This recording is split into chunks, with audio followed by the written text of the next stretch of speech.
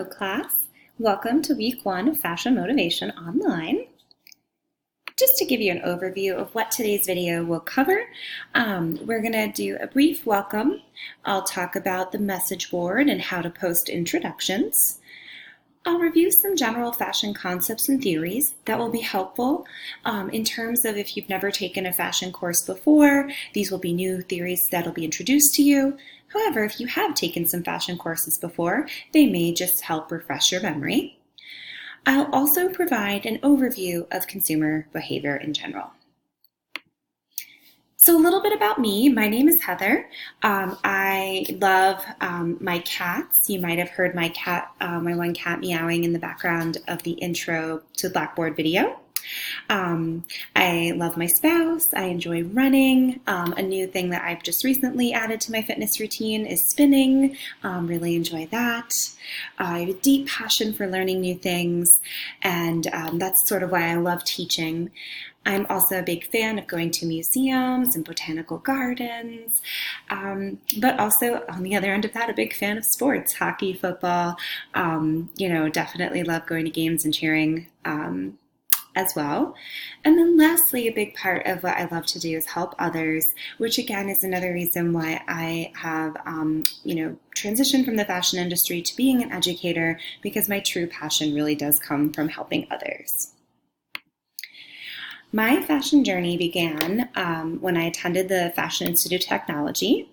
I got my associate's degree in fashion merchandising, and then moved on to study product development. FIT's program for that was called fabric styling. We learned a lot about textiles and product development processes, trend forecasting. It was really a great bachelor's degree, but then I decided I wanted to get a second bachelor's degree in accessories design. So not only did I know how to develop really cool products and know all the background in marketing and business side behind it, but then I wanted to learn how to make them too. So I spent my time at the Fashion Institute of Technology learning those skill sets. While I was a student, I got involved in internships and experiential learning to enhance what I was learning in the classroom and trying it out in real life. So the first thing I did my very first semester of college was I got involved with New York Fashion Week. There was an opportunity to be an usher, to be a dresser, to do sort of just some very basic event management activities, and I did that for a few shows. It was really awesome, and I continued to do that a few times before I graduated.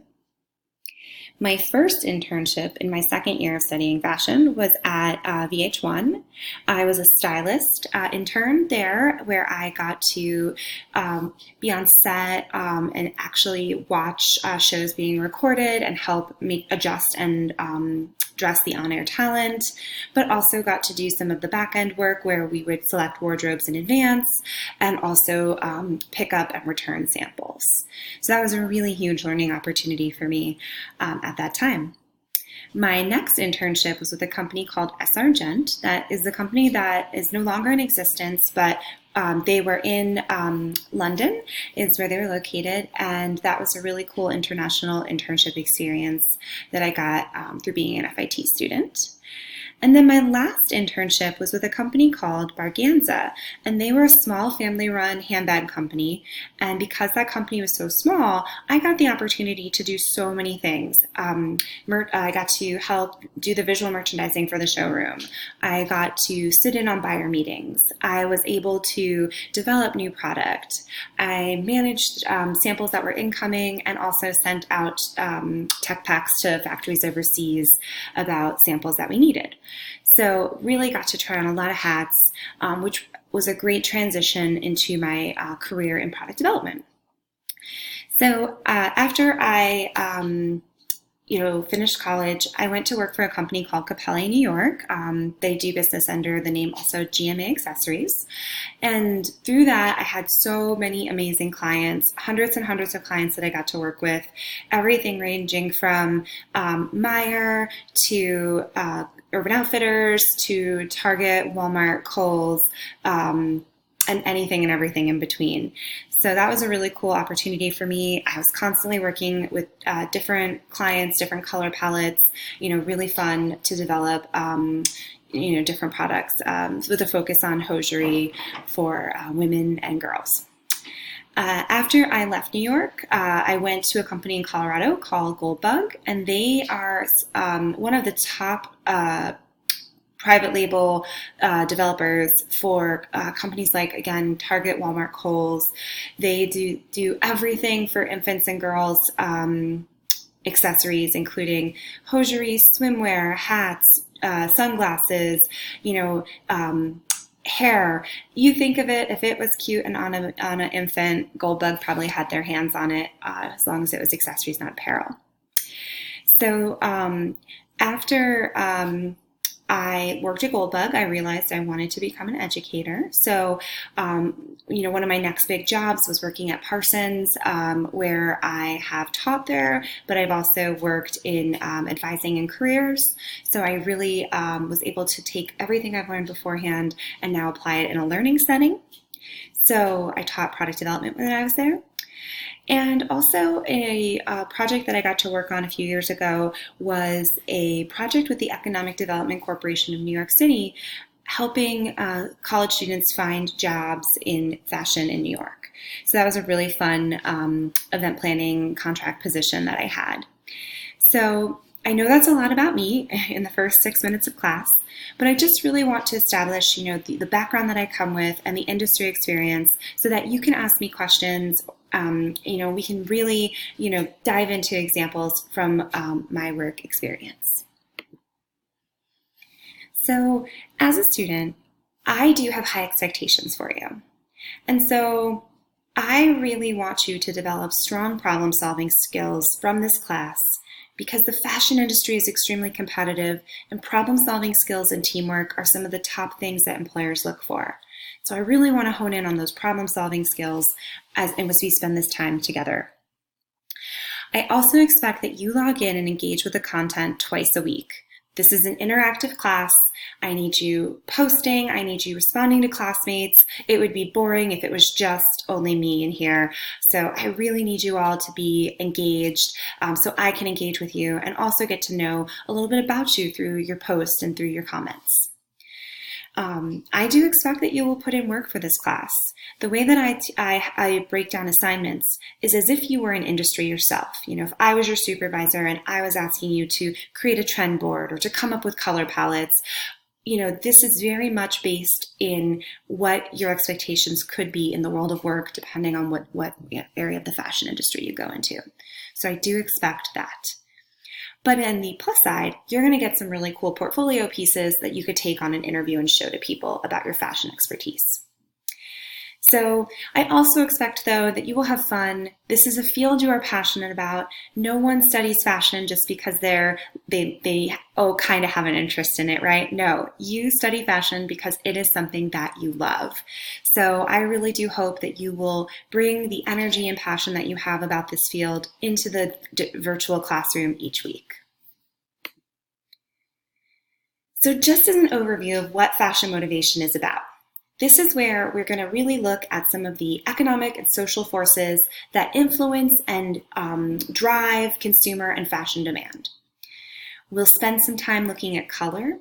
We'll spend a little bit going over color theory, but also thinking about color forecasting and why color is so important in the fashion industry. And then we sort of end our semester from sort of a stylist perspective, how to help a client plan their wardrobe, identify their body type, and sort of understand their corporate and personal image. So that's a general big picture overview of fashion motivation. Just to go over some of the learning objectives, after this class, you'll be able to really have an understanding of why a consumer makes a fashion purchase. You'll understand some typical behavior responses, that clothing and the fashion industry generate. You'll have a better idea of how world events such as, trade agreements or, crises might affect the way consumers shop and buy fashion. We'll talk about color and really dive deep there.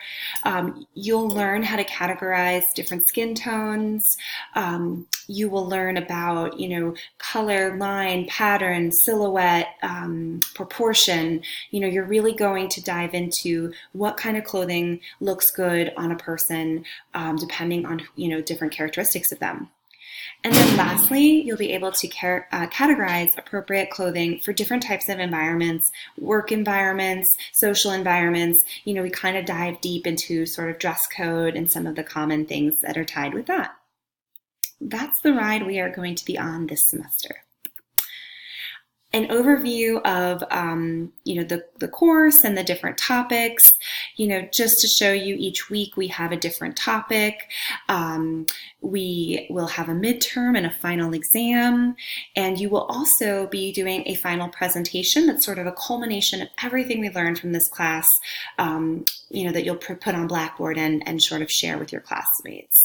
So that's sort of an overview, consumer influences, consumer characteristics, fashion decision-making, how that consumer makes those choices. We cover ethics, sustainability, color, trend forecasting, color forecasting, mood boards, skin analysis, figure analysis, proportion, dress codes, and professional dress. To give you an overview of the 8 different projects that we have, these can be found on Blackboard if you want more details on them earlier, but this is sort of the project expectations for the semester. You're going to do a target customer profile paper. So that's going to be, going into a retail environment, making observations, and then putting together sort of a report of what you saw relating to the target customer. Our second project will focus on sustainability. I want you to look at a brand, one that you like, one that you don't like, it doesn't matter, but I want you to look at a brand and sort of kind of analyze where they are in terms of sustainability and make some suggestions for them too. Your Hot Topics in Fashion project will be looking in the news, looking up resources, and finding something that is within the last month or two relevant to the fashion industry, relevant to this course, finding that article, sharing it with your classmates, and doing a very brief presentation, virtual presentation. Your color palette project is your 4th project. That's where, in product development specifically, every season you update your color palette selection for the products that you're developing. And so I'm giving you all the challenge of, here's a line of products from a previous season. I want you to come up with new color combinations for the coming season. And that's going to be based off of colors that were found on WGSN, a trend forecasting website. So very fun project. Color mood board, where you'll make a mood board. Great portfolio piece, great thing to have under your belt. When I worked in industry, I've made countless mood boards. It's a huge part of entry-level work in the fashion industry.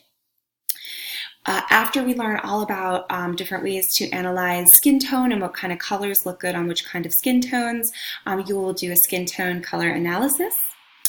Additionally, after we learn all about the different body types and the ways to best dress those body types to accentuate, really desirable characteristics and to minimize any areas that might be considered flaws, you will take a stab at kind of doing some analysis work on body type and kinds of clothing that look good on different types of bodies.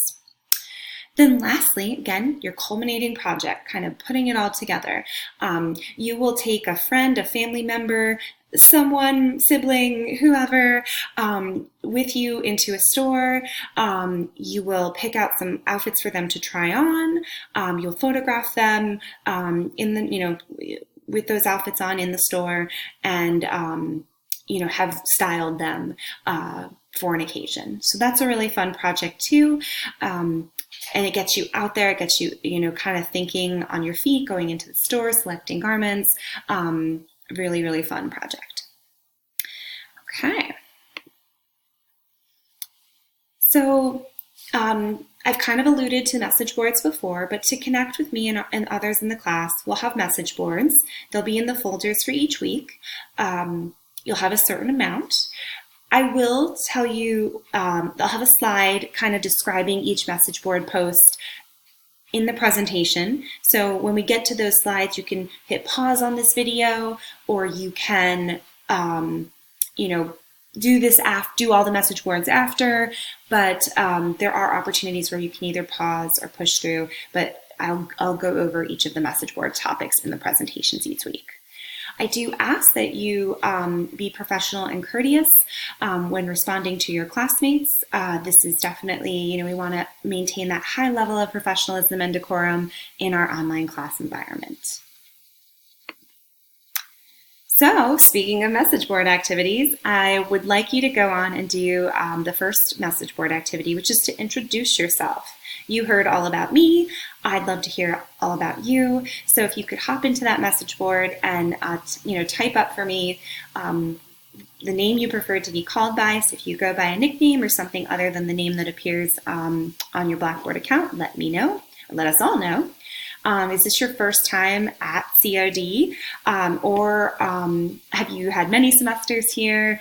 Are you a visiting student? Are you in another major? Kind of just want to know a little bit about your history there. I put, is this your only class of the day? But what I meant to say is, and it's on the message board corrected, is are you in other classes this semester, or is this your only one? And then I'd also like to know what your favorite retail store is, your favorite online store, a little something fun about yourself, and then what you're most excited about for this class, for fashion motivation, or just in general, what are you most excited about for studying fashion? So again, you can pause this video now and go and do message board number 1, or wait until the video is over and go back and do all the message boards at the same time. Option is up to you. So, if we think about the general nature and concept of fashion, like big picture, fashion is $1 billion industry, and it employs millions of people around the world.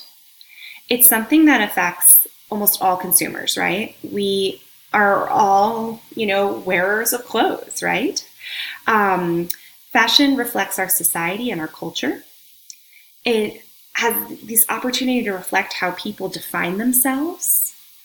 And while fashion is often related to garments and accessories, it actually impacts all types of cultural phenomena, including things like home furnishings, music, toys, cars, kitchen appliances, art, architecture, and TV and movies.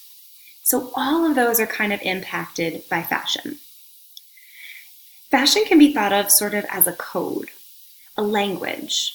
It allows us to decipher meanings. It's very context dependent. The same item can be interpreted differently by 2 different consumers in different situations. So for example, if I was, grocery shopping and wearing a prom gown, you would think I might be very, maybe not in the right mindset. But if I was wearing a prom gown at the prom, I would fit in, right? So thinking about how context is really important in fashion. There is no one precise meaning for fashion garments or for what someone wears, but rather there's plenty of room for interpretation amongst viewers. So that's kind of, some of the things to think about overall when we think about the nature or concept of fashion. Some basic definitions. When I talk about fashion, typically this is referring to style that is accepted by a large group at any given time. You might hear it is in fashion to, wear boots, right? You might hear that used in that kind of context. Style. Style is a particular combination of different attributes that distinguish it from another category. So, for example, if we think about the style of skirts, we've got our mini skirts, we've got our long skirts, we've got our pleated skirts, A-line, pencil, etc. So, kind of helps you think about style. Taste is the prevailing opinion of what is attractive or appropriate for a given occasion or person. And trend is a general direction or movement. Now, these are some terms that are used by both fashion professionals and consumers. Some consumers will use fashion and style interchangeably. When we talk about taste, we often think of people having good taste or bad taste, but definitely, just something to think about in terms of some basic definitions. All right, so when there are different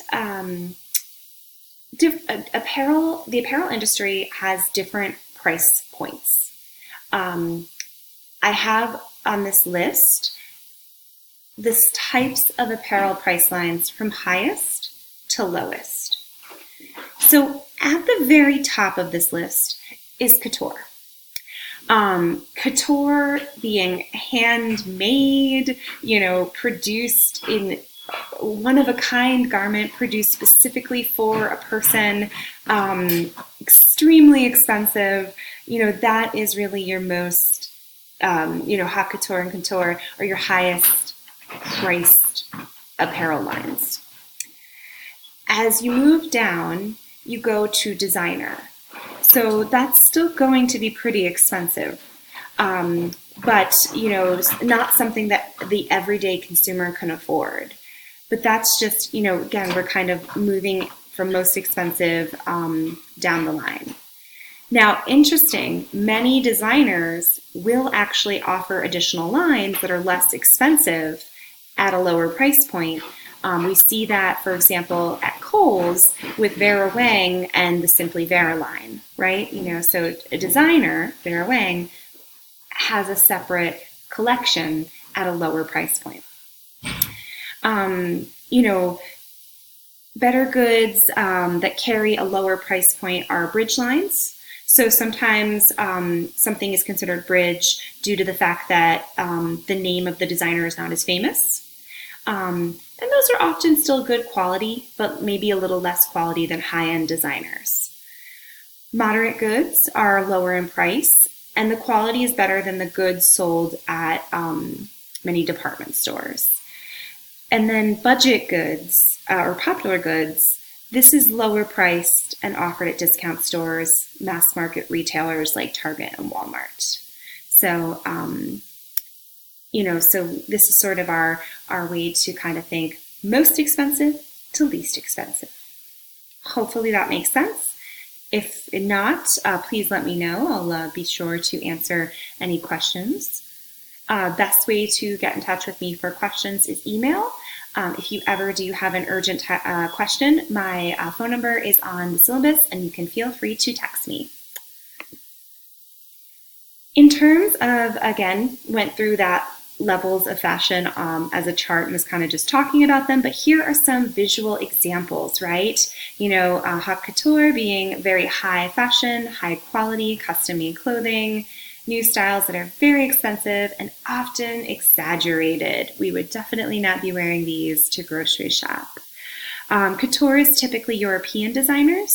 However, it's also really interesting to notice that couture fashions are typically knocked off, which means modified or made into cheaper copies and sold at mass market. So, or different markets too. But that is just something where a lot of the inspiration comes from the higher levels of couture fashion. Ready to wear, pret-a-porter. These are designer collections that are still expensive by average customer standards.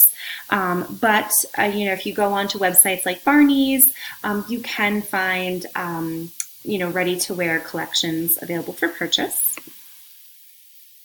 Bridge lines, again, I kind of alluded to this before with our chart. This is going to be less expensive lines that are an interpretation of the designer's primary line. Usually the construction methods are a little bit cheaper. That's what helps cut the cost, and the fabrics are not as nice. And sometimes these bridge lines are created by the designer's teams themselves or licensed out to be manufactured by another entity. Some Some examples of Bridgeline companies or companies that offer goods in bridge lines would be like Ellen Tracy, Tahara, and Dana Buckman. So levels of fashion, again, we're looking at mass market. This is the most accessible type of fashion with, stores being everywhere, costs being affordable. This is really what we all have access to. One of the things to keep in mind is that much of mass marketing products, they are made in developing countries using low-cost labor. Sometimes there can be sort of fuzzy lines between, what is considered moderate versus what is considered budget, how it's actually categorized. Because today some retailers do carry multiple price points within the same retailer. So, this is also a really good time to introduce the topic of kind of understanding the difference between national brands and private labels and store brands. So if we think about national brands, those would be things like Nine West, Guess, Donna Karan, Ralph Lauren, things that you could find throughout the country, associated with the brand. And then there are private labels. Like if you go into Target, for example, JoyLab, A New Day, those are Target brands. Those are Target private labels. You can only buy those brands at Target. Same thing for Kohl's, Sonoma, like that's a brand you could only buy at Kohl's. Macy's, their INC collection. So those are examples of private labels. And then lastly, store brands. So this is where sort of you have the store on the garment label. So like H&M, Gap, Forever 21, those would be store brands. And some people are very loyal to their brands or to their stores.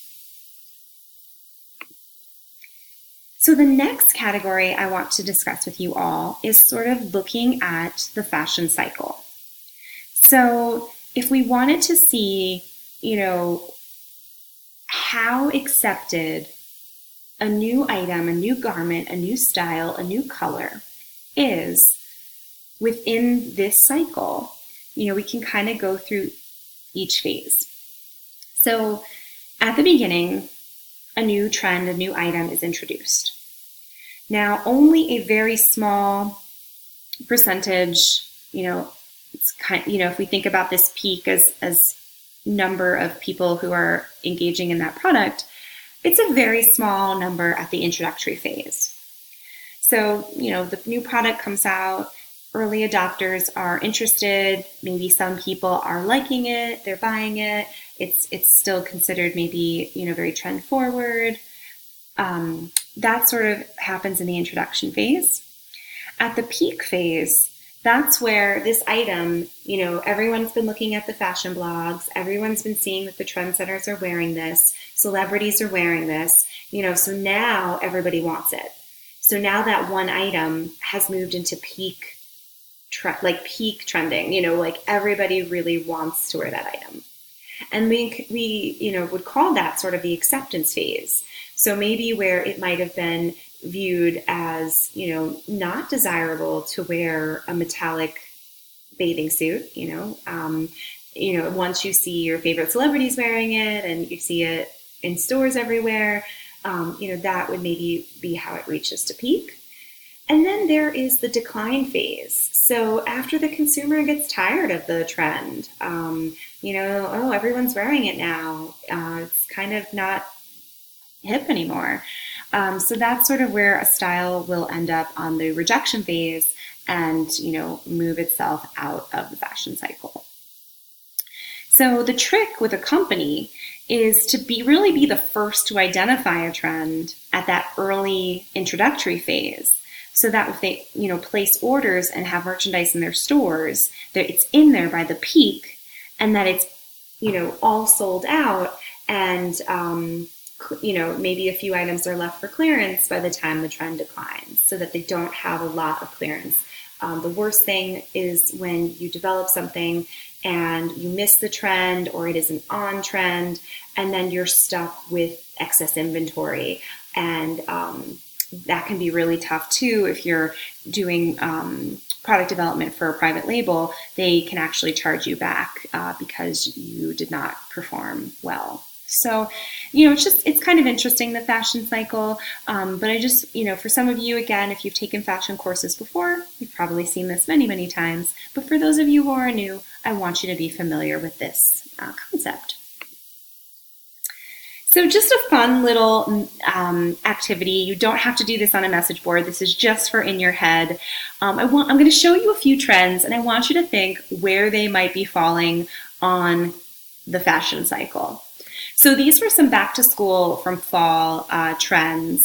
So kind of seeing if they were able to stick with it or if they fell off the map. So, kind of want you to just think in your mind, like, what do you think about bike shorts? Where do they fit in this fashion cycle? Leopard print, animal print, where does this kind of fit? Think about sort of, where in your mind you might put that on the cycle. Jumpsuits, whether you've seen them in stores, you've seen them, on bloggers or celebrities, what do you think about jumpsuits, these utilitarian jumpsuits, as where they would fall on the fashion cycle? Puffy sleeves, where do you think they fall on the fashion cycle? Kind of think about, where's the last time you've seen them? Who was wearing them? Were they on clearance racks at stores? What have you seen with puffy sleeves? Okay, so hopefully you had some fun kind of reflecting on where those things fell on the fashion cycle.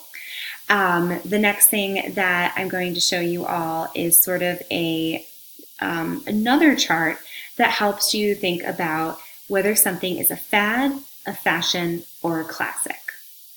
And so this chart shows us consumer acceptance over time. If you look at the blue line, that shows sort of the life cycle of a fad. It comes in very strong, very quickly, and fades out just as quickly. So that's something where, very, very popular in a short period of time, just disappears. Where mainstream fashion, that's what's in style over a season or a longer period of time. That's something that kind of lives the whole season, lives all through the fall, lives all through the spring, really, something that's adopted by a lot of people and has a nice lifespan.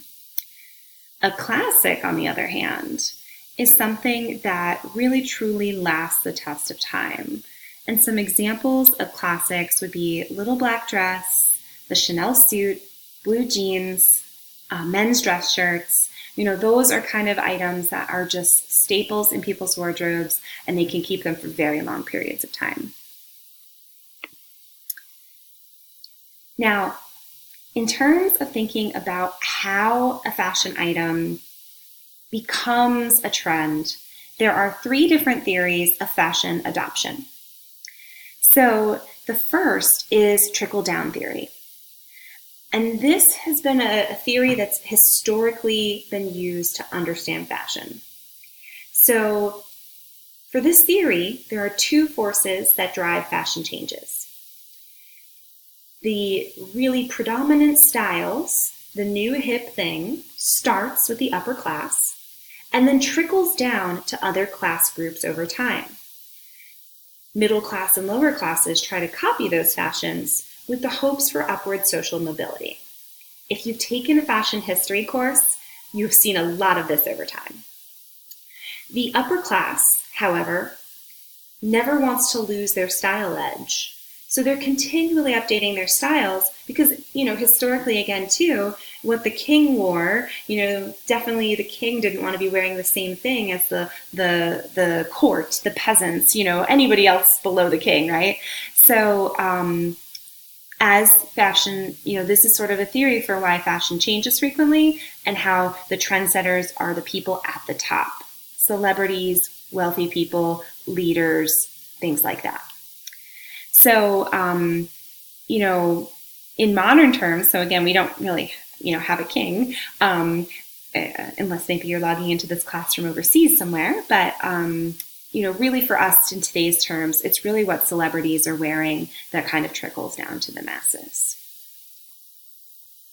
There's also a theory of trickle across, because in today's modern society, we all have access to so much information around the world at the same time.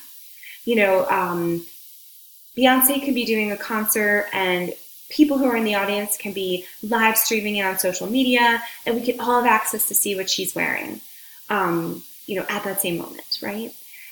Or we can all be online reading the same fashion blogs, just because there's so much information and we all have access to it.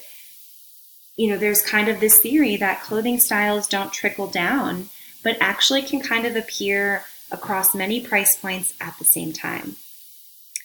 So, these theories they're going to be sort of different from each other, but they all do sort of have relevant places where trends form from. Because there's one more, the trickle up theory. So when a subculture, or a group who's not not of celebrity stature, comes up with a new idea to either edit their garments, or wear their garments a certain way, or wear a certain style of garment, that trend can still trickle up. And so, because, these groups are not celebrities, they're young people usually, they can take risks. They can wear whatever they want, because there's not going to really be any loss by wearing something that's different or outrageous. Some examples from the past would be like the punk movement, goth clothing, grunge clothing, hip hop inspired clothing, blue jeans. Those were things that started with young people or lower classes, like blue jeans with like farmers, right?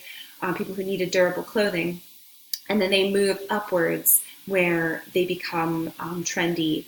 Even couture at one point was using grunge. The Metropolitan Museum of Art in New York a few years ago did a grunge fashion exhibition with all the high-end designers who had used grunge in the past. So these are three different theories of fashion adoption: trickle down, trends coming from the top and then spreading out to the masses; trickle across, we all have access to the same information, we can all adopt trends simultaneously; and then trickle up, the trends coming from younger groups, groups of lower classes, and then being noticed by people in the fashion industry, and then blowing up and expanding. So just kind of think about that, those three different, theories of fashion adoption.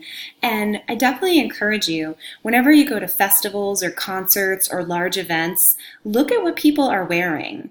Try to just mentally identify who are the trendsetters, what is trending. Are people doing do-it-yourself changes to their garments or footwear? What's happening? Because that's a great way to start to identify some of the trickle-up theory trends. Okay, so again, you have the option to hit pause on this video, go and do the message board and then come back. Or if you'd like, you can do this after we go through the whole video. But I want you to go to the message board and answer the following questions. What was the last garment that you bought? Why did you buy it? Was it for a special occasion? You just, needed a new sweater because all your old sweaters had holes in them or were old? Was it an impulse? You were just in the store and you just, fell in love with the garment. Why did you buy it? What about it appealed to you? Was it the hand feel? Was it the color? What made you want to buy that garment? What was the price point at? Now again, you don't have to remember the exact price, but kind of think, was it around $30? Was it around $10? What was that price point around? What theory of fashion adoption do you think applies most to this garment? Was it something that was inspired by high end and then trickled down? Was it trickle across, or was it trickle up? And then thinking about the fashion curves, is this item a fad, a fashion, or a classic? And then if you can find a photo or take a photo of it, please do so. We'd love to see a photo of this garment. So take some time to do that now, or you can do it later. All right. Now that we've learned some very, foundational theories of fashion, we're going to change gears and go into consumer behavior. Fashion consumer behavior, this concerns products and services that people buy and the way they fit those products and services into their lives. And why I'm saying services now too, because fashion, you think of garments.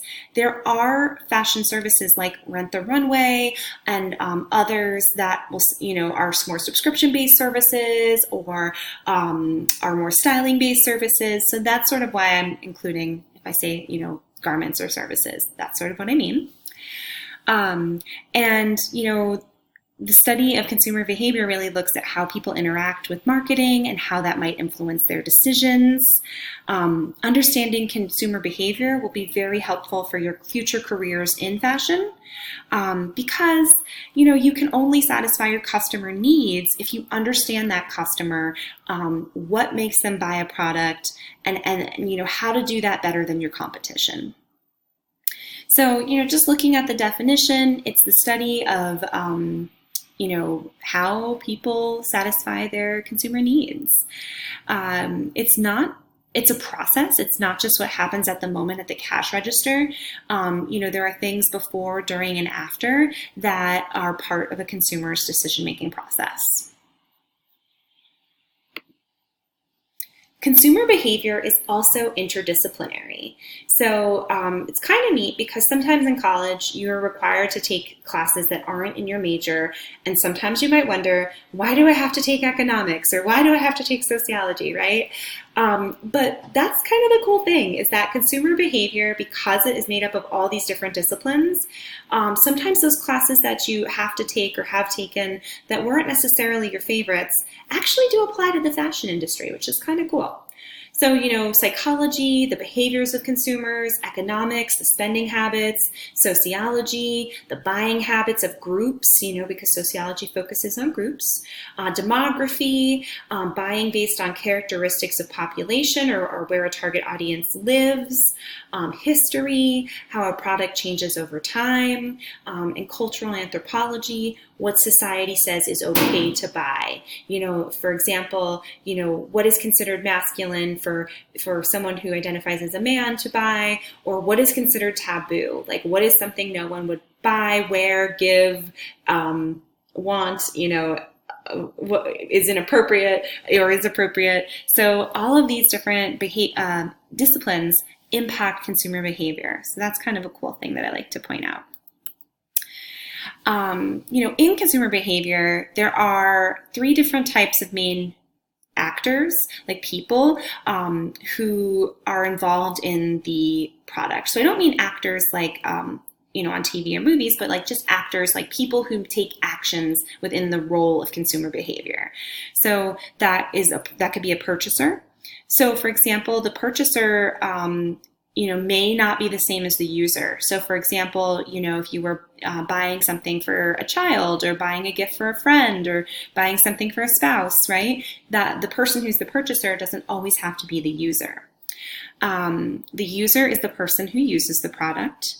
And influencer, so this is definitely not the same way that we know the word influencer today, like social media influencer, but this is a person in the purchaser or purchaser's life who had provided recommendations for or against certain products. Sometimes that's even without buying them or using them themselves.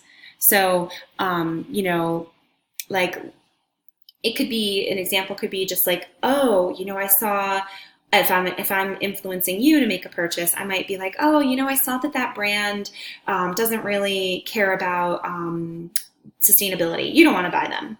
So, kind of like an influencer is someone in someone's life who gives them feedback or thoughts about their shopping decisions. So, all right. So relationship marketing, very huge if we're thinking about building relationships with consumers over their life cycle and building strong brand affinity. So marketers really carefully segment their customer populations. So, for example, in Target, when I go to shop, A New Day is the brand that I shop all the time. It's like, that's my brand because I am a, professional career person, in a, mid-20s to above age range who work, that's sort of the target demographic for that product line. But they also have other product lines that are more fun. Because I see these clothing items, I don't necessarily purchase them, but there's some things that are very hippie inspired and very, fun and floral and shorter cuts and shorter lengths that I just could not wear into a work setting. So, marketers do carefully define their customers into different segments. Shopper data can be tracked. We live in an amazing time. I have a friend who worked for Home Shopping Network, and literally from the first 5 minutes of showing a product on Home Shopping Network, they could make decisions about whether or not they were going to re-air that product later in the week. Because, if it was people were buying a lot of it, they would re-air it. If people were not buying a lot of it, they would sort of kill it and move it to outlets and things like that. So we literally can have data about how our consumers are behaving in real time. One of the things that Target used to do, and Target was one of my clients that I worked with, they would track what was in the shopper's cart at the time that they bought the infant swimwear that I had developed. So it was really neat data. Like I could see oh, okay, people who usually bought the boys 3T rash guard, they also bought dog food, right? And so what about how Target had placed the swimwear for infant boys near or by the dog food, it impacted the shopper's experience, or what does that say about the target customer? So there's so much data being tracked about how we shop and what we buy. It's kind of neat from kind of thinking about a consumer, but maybe feels a little bit of a privacy violation. But yeah, there's a lot of data out there. Anytime we shop, we're giving a retailer data. Companies also collect data from social media, rewards programs, and other interactive methods. For example, so this is what I was telling you all, when Target could find out if someone bought a sports bra, what did they also buy? A water bottle, a yoga mat, ice cream, frozen pizza, what else did they buy at that same time? Tracking behavior is so common, with once you visit a retailer's website, you'll see ads for that all week, and Instagram ads also to push consumers to buy products. You can now buy in-app, which is really interesting just to think about the relationship we have with marketing too. Marketing and culture do have a really strong relationship. So if you think about pop culture, that's, everything from clothing, movies, music, sports, celebrity, television, books, any kind of form of entertainment that's consumed by the mass market. And then, keeping in mind that what people buy has meaning. So sometimes people don't really buy something for what the product does, but what it means for them. So some examples of this could be self-concept, I'm going to buy this garment because it helps establish who I am, who my identity is. So I was saying, I'll buy a blazer from Target, A New Day line, to establish my identity as a working professional, person.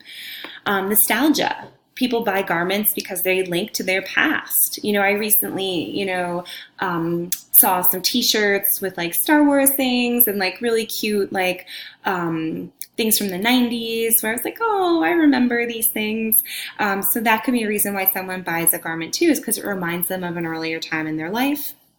Or There's also, just pure emotion. We can see a garment, a accessory, and just love it. It gives us emotional warmth and we want it. So sometimes, again, when people buy things, they're not just buying them for what they are, but the meaning behind them.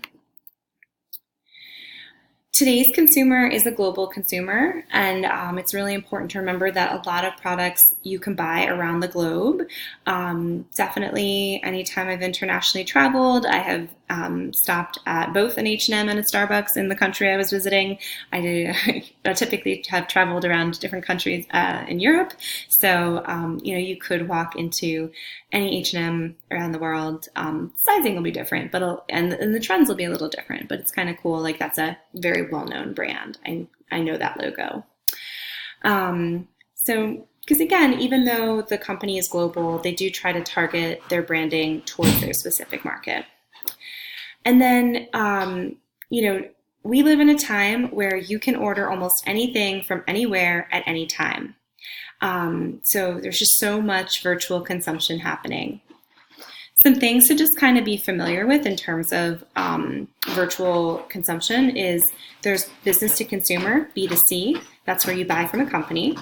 Consumer to consumer, C2C. And this is where you have the average person. Maybe they're selling something on Etsy or eBay, but you're buying it from another consumer.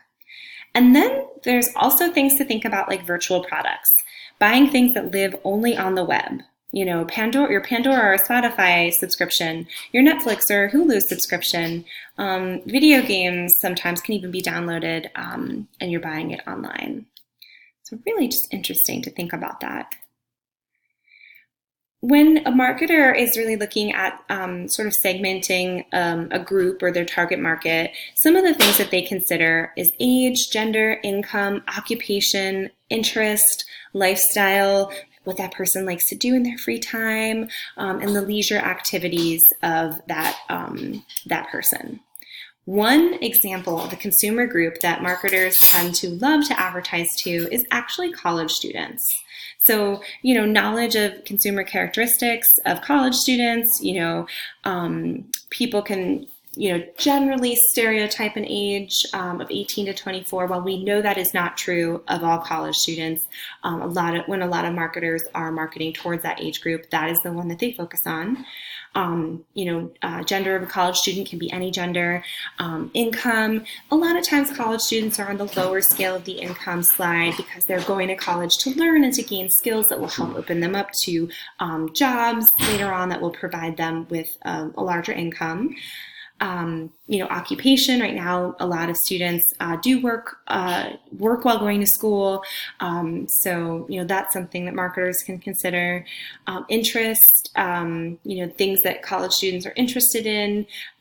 Again, going back to that age, if they're using the target age group of 18 to 24, they think about some of the things in terms of pop culture or movies, media, things that are interesting to college students. And similarly. So, just kind of thinking about that, that marketers do tend to group people, even though we're all individual and we all, not everyone fits into that standard categorization of what that group is. So I'm going to show you some brands. Just kind of, in your mind, think about, is this a brand that's marketed to college students?